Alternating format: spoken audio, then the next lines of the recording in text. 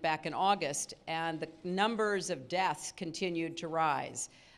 So this is not sustainable. We have to make a very clear statement from the Security Council supporting the Arab League's leadership and calling for a path forward that will be followed by the Assad regime.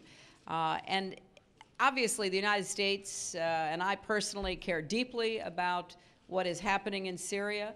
I also understand some of the doubts and concerns of the Syrian people, which I addressed directly today in my statement.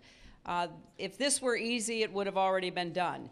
There are a lot of issues and concerns that have to be addressed. But at the end of the day, every member of that Security Council has a choice to make. If you do not choose to try to stand on the side of the Syrian people, then you are standing on the side of the continuing killing and abuses that are carried out every single day. I know what side we're on. I know what side the majority of the council is on, and we will work until we can, find a way to usefully support the Arab League's initiative, send a clear message to the Assad regime and the people of Syria, and then work toward a peaceful resolution of this terrible conflict. Thank you.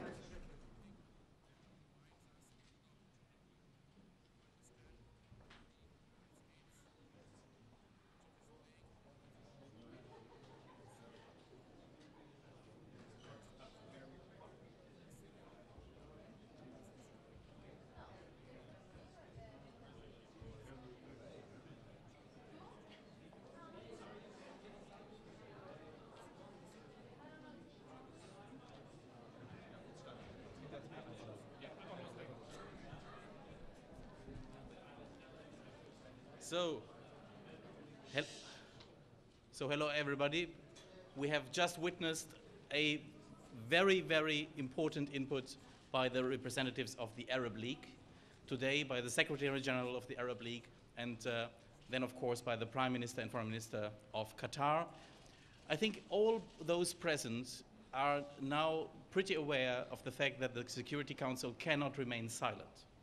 Germany's position was always to press hard for this open debate, and Foreign Minister Westerwelle has worked hard for having this open debate today, because this open debate brings along and shows again the necessity of having a resolution of the Security Council and of especially having it fast.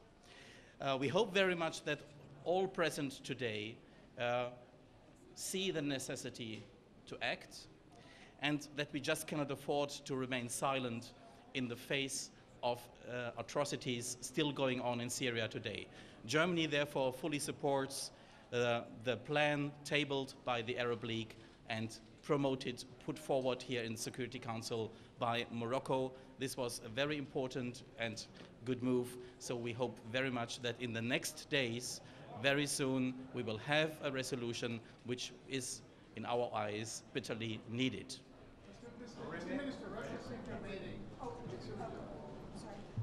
Auf Deutsch bitte. Ja, welche Chancen sehen Sie, dass die Vetomachte Russland und China unter dem Eindruck der heutigen Sitzung sich in den nächsten Tagen den arabischen Plan für Syrien anschließen können? Dann darf ich auf Deutsch antworten in diesem Falle. Zunächst einmal, wir schulden es dem syrischen Volk, dass der Sicherheitsrat nicht still bleibt.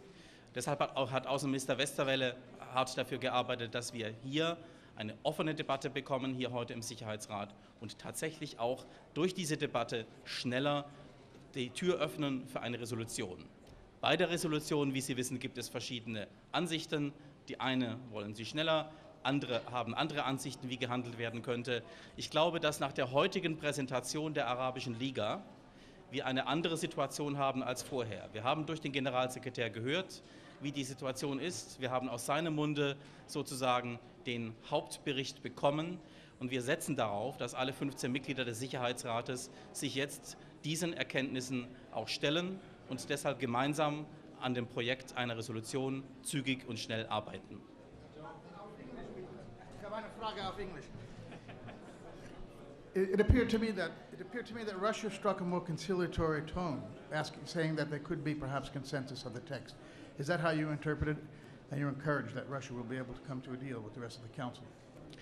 Well, indeed, all those present have heard that there was also, in our view, a conciliatory tone in the statement of Ambassador Churkin.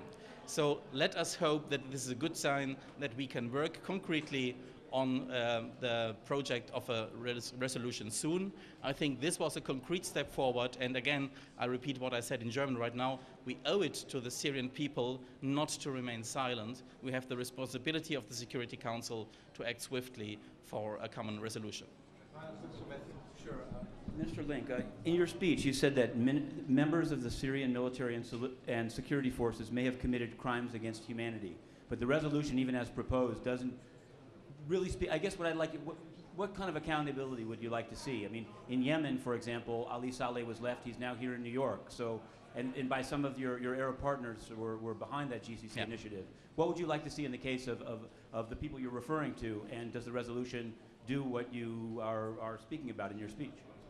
Well, we mentioned it, I mentioned it in the speech especially because this is something which really has to be inquired by the special committee.